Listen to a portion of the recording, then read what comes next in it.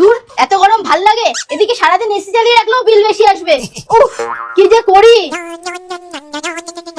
হ্যাঁ বলো। শোনো, আজকে রাতে রান্না করো না, এক জায়গায় কালী পুজো হচ্ছে, আমি প্রসাদ নিয়ে আসবো।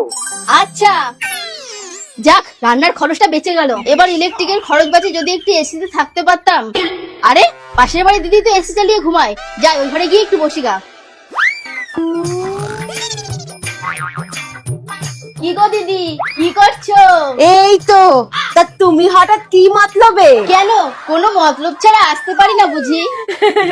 মজা করলাম। জানো তো দিদি, আমাদের বাড়িতে কেউ আসলে আমরা সাথে সাথেই চা করে দিই।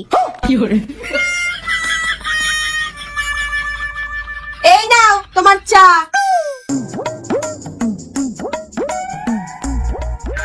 যা, চা তো শেষ, এখন কি বাহানায় বসে থাকি? আচ্ছা দিদি, জামা কাপড়গুলো এখনো এভাবে ফেলে রেখেছো? দাও আমি গুছিয়ে দিই। এই তো কিছুক্ষণ আগে ছাদ থেকে তুলে নিয়ে এলাম, ও আমি পরে ভাঁজ করে নেব। আরে দাও তো, গল্প করতে করতে হয়ে যাবে।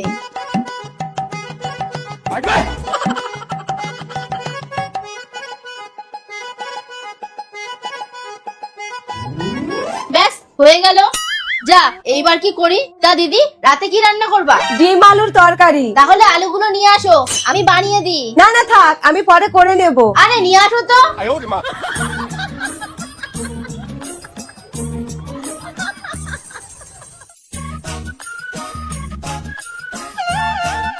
না, এ না গেলে তো এসিটা বন্ধ করতে পারছি না, এদিকে মিটারটা ঘুরেই যাচ্ছে।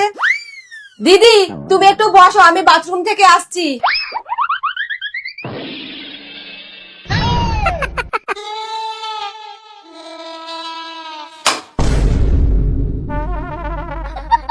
ধুর, এখনই লোডশেডিংটা হতে হলো। কি গো দিদি, কোথায় যাচ্ছো? ধুর, তোমার আলো তুমি কাটো, আমি বাড়ি গেলাম।